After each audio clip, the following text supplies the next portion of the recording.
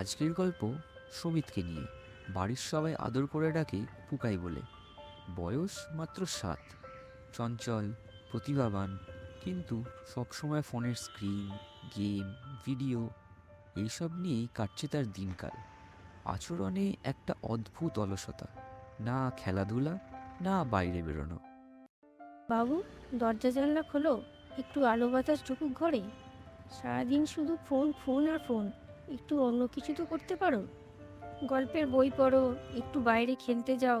তুমি তো কিছুই করো না। স্কুলের মাঠেও তুমি খেলতে যাও না শুনলাম। সুমিত কিছু না বলে ফোনটা হাতে নিয়ে চুপচাপ বসে থাকে।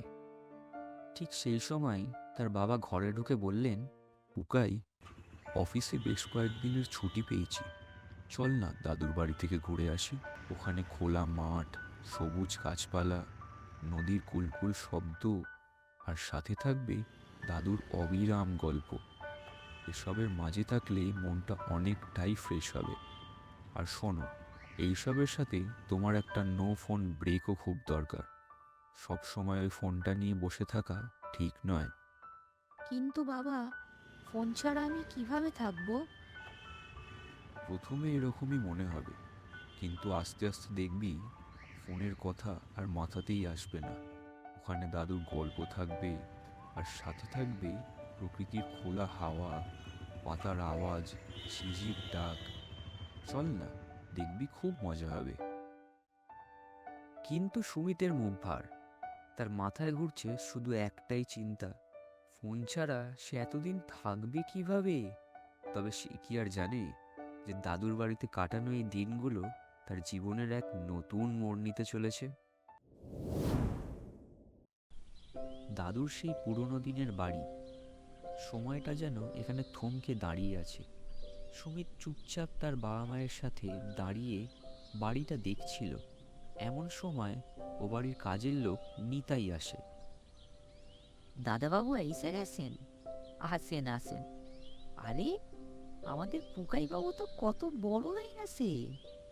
এসো এসো পুকাই বাবু, তোমার দাদু তো সেই সকাল থেকে তোমার অপেক্ষা করেই বসে আছেন। দাদু বাড়ির দালানটাতেই দাঁড়িয়েছিলেন। সুমিতকে দেখতে পেয়েই বলে উঠলেন, এসো দাদু ভাই, এসো, কতদিন তোমায় দেখি না। কি ব্যাপার পুকাই, মুখ ভার কেন? দাদুর বাড়ি কি ভালো লাগছে না? না দাদু, খুব ভালো লাগছে, কিন্তু এখানে ফোনও নেই, টিভিও নেই, কি করবো আমি? এই বাড়ি কত গল্পে ভরা তুমি জানো? গল্প? হ্যাঁ, গল্প। যে শুনতে চায় এই বাড়িটা তাকে গল্প শোনায়। আজকে তুমিও যদি মন দিয়ে শোনো, এই বাড়িটা তোমাকেও গল্প শোনাবে।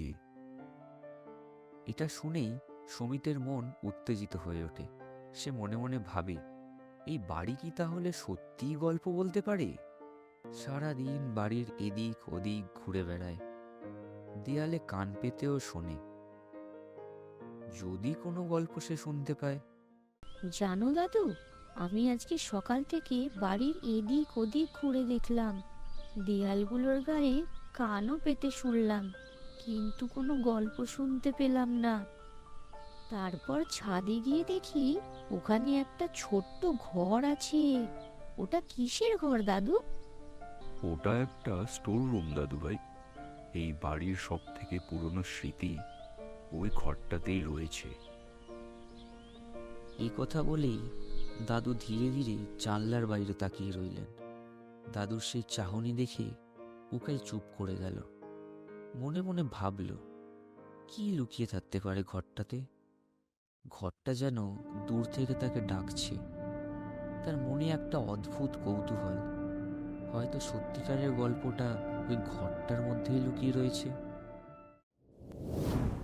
বাড়ির সবাই তখন গভীর ঘুমে। রাতের হাওয়া গাছের পাতায় হালকা সুর তুলছে। ঠিক সেই সময় ঘুমের মধ্যে সুমিত শুনতে পেল, এদিক ওদিক তাকাতেই তার মনে পড়ল, এই ঘরে তো কোনো ঘড়ি নেই, তাহলে আওয়াজটা আসছে কোথা থেকে? শব্দটা যেন ধীরে ধীরে বাড়তে লাগলো। তবে সুমিতের মনে হলো এই আওয়াজটা যেন ঘর থেকে আসছে না, ওটা যেন আসছে ওই স্টোর রুমটা থেকে। অদ্ভুত ভয় আর কৌতূহল মিশ্রিত একটা অনুভূতি নিয়ে সে ধীরে ধীরে স্টোর রুমের দিকে হাঁটতে থাকে। ঘরের ভেতর ঢুকতেই ধুলোয় ভরা বাতাস তার নাকে এলো। পুরনো ট্রাঙ্ক, কিছু ভাঙা খেলনা, লণ্ঠন সব ছড়িয়ে ছিটিয়ে রয়েছে ঘরের এদিক ওদিক। হঠাৎই সে লক্ষ্য করলো ঘরের কোণায় একটা গ্র্যান্ডফাদার ক্লক দাঁড় করানো রয়েছে, আর ঠিক সেখান থেকেই আসছে শব্দটা। সুমিত ধীরে ধীরে ওই ঘড়িটার কাছে এগোয়, আর এগোতেই অস্বাভাবিক গতিতে ঘড়িটা ঘুরতে শুরু করে। এরপর পুরো ঘর জুড়ে ছড়িয়ে পড়ে একটা নীল আলো। ভয়ে চোখ বন্ধ করে সুমিত।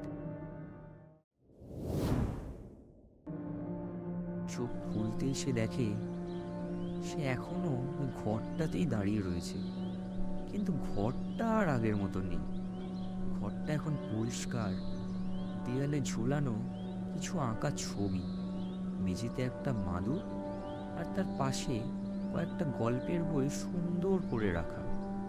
সুমিত হতবাক, এটা কিভাবে হলো? সে কি আদেও অন্য কোথাও চলে এসছে?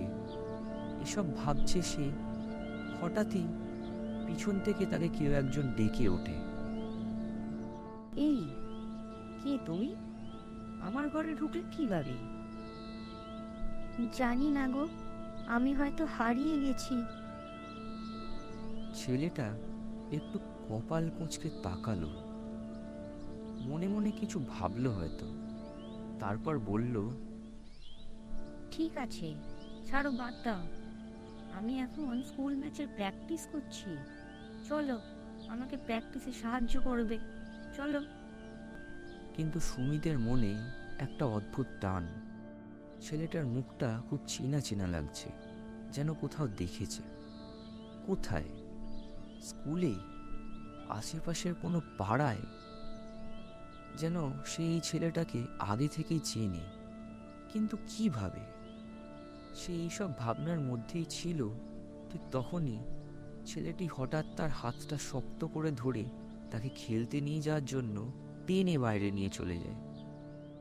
বাইরে তখন বিকেল গড়িয়ে সন্ধে নামছে, হালকা সোনালি আলো। ছেলেটির সঙ্গে সুমিত অনেকক্ষণ ধরে খেলল। এই খেলাধুলার আনন্দে সুমিত ভুলেই গেল সে আর নিজের সময় নেই। কি বন্ধু, কেমন লাগলো আমার সাথে খেলতে? খুব মজা লাগলো বন্ধু। জানো, আমি আগে কোনোদিন এরকম ভাবে খেলিনি। আমি আবার আসবো তোমার সাথে খেলতে। তারা দুজনেই হাসছিল আর গল্প করছিল। ঠিক তখনই দূর থেকে একটা কুকুর গর্জাতে গর্জাতে তাদের দিকে ছুটে আসে। সুমিত ভয়ে চমকে ওঠে। ওরে বাবা রে! আমার পেছনে দাঁড়াও, একদম ভয় পাবে না।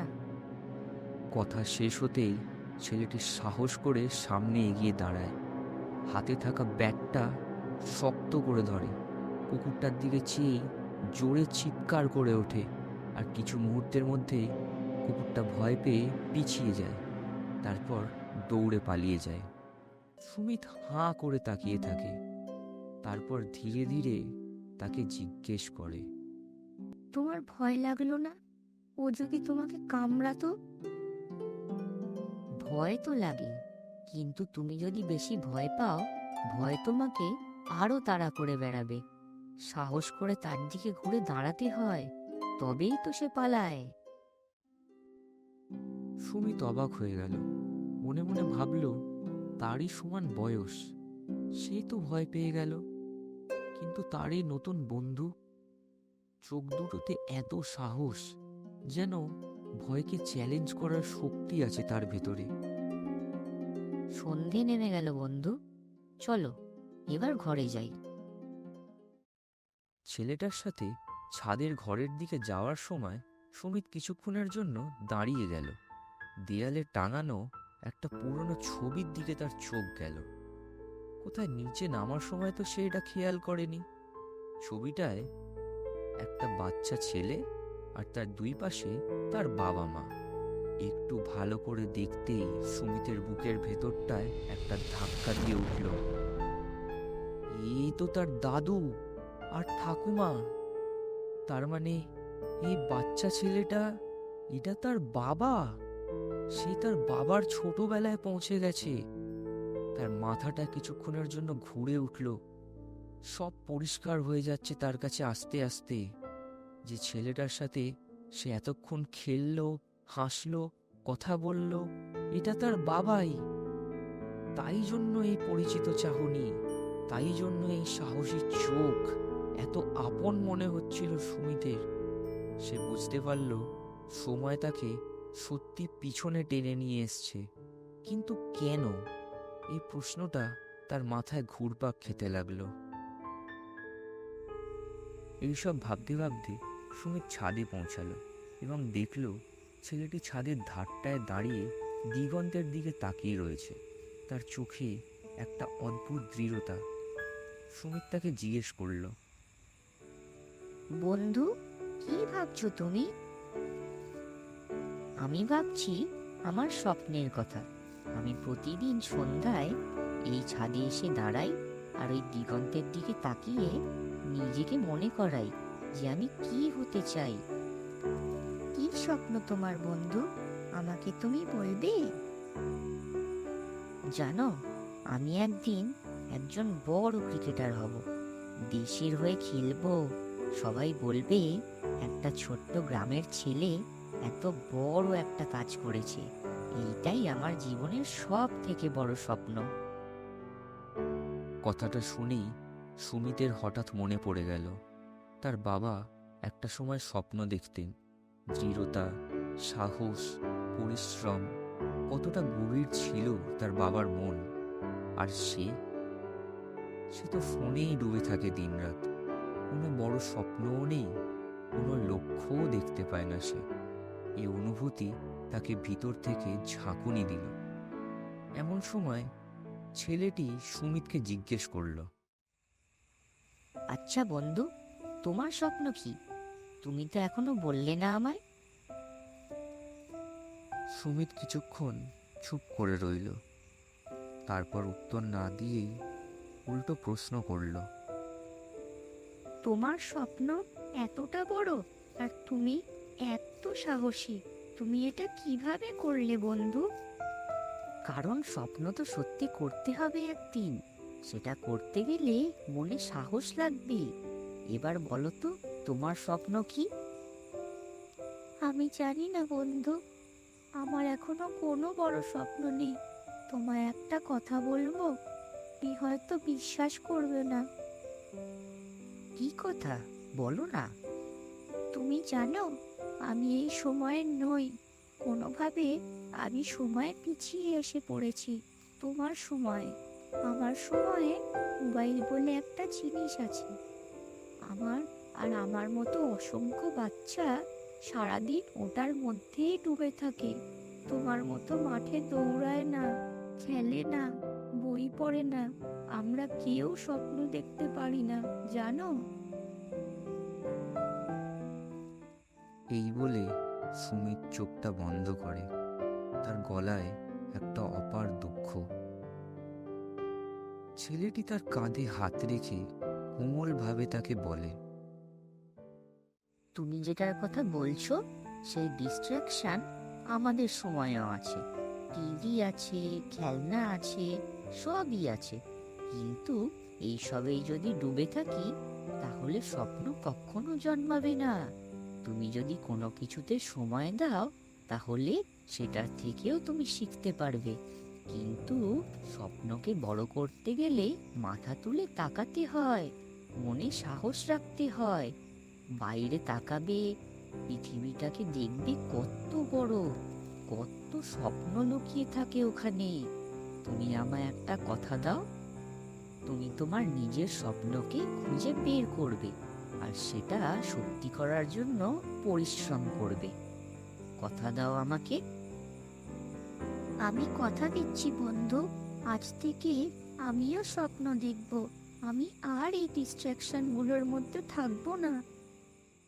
ঠিক সেই মুহূর্তেই আবার দেখা দিল সেই নীলচে আলোর ঝলক।